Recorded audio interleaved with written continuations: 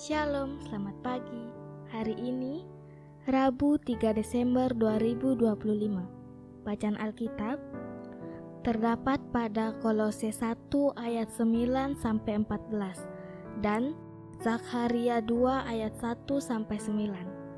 Ayat Nas terdapat pada Bilangan 11 ayat 29 yang berbunyi, kalau seluruh umat Tuhan menjadi nabi, oleh karena Tuhan memberi roh-Nya hinggap kepada mereka.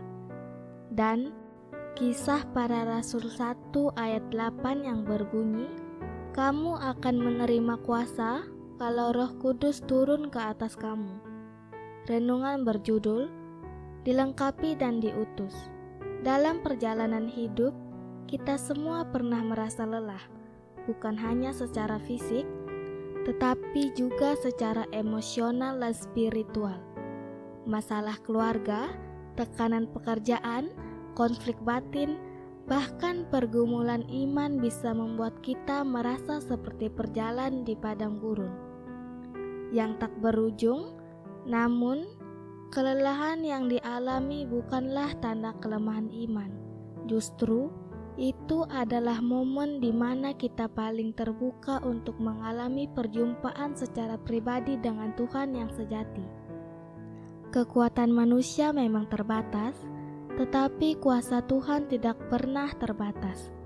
Justru, dalam kelemahan kita, kuasa Roh Kudus nyata dan memampukan kita untuk melangkah.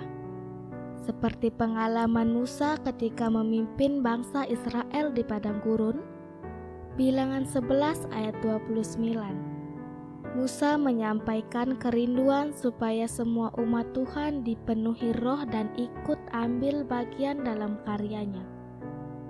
Kerinduan ini kemudian digenapi dalam peristiwa di Kisah Para Rasul 1 ayat 8, bahwa Yesus berkata, murid-murid akan menerima kuasa ketika Roh Kudus turun ke atas mereka, dan mereka akan diutus menjadi saksinya sampai ke ujung bumi.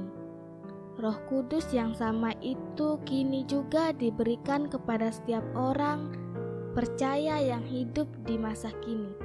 Artinya, bukan hanya nabi, rasul, atau pendeta yang dilengkapi, melainkan semua umat Tuhan. Kita tidak hanya dipanggil untuk berdiam diri, tetapi diperlengkapi dengan kuasa roh untuk diutus menjadi saksi Kristus dimanapun kita berada.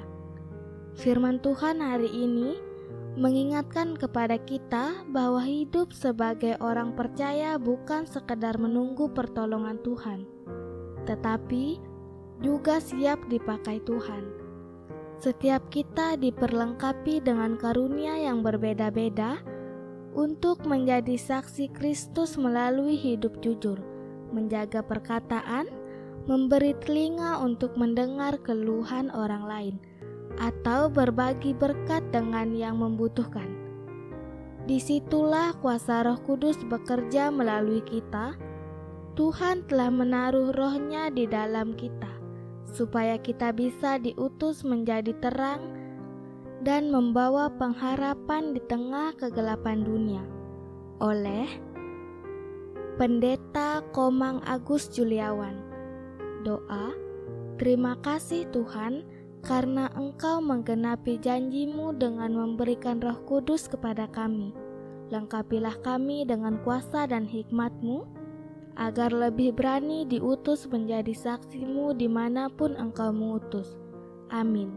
Saya Dewi Widya Asih Singaraja, salam bumi bersukacita dalam damai sejahtera. Terima kasih.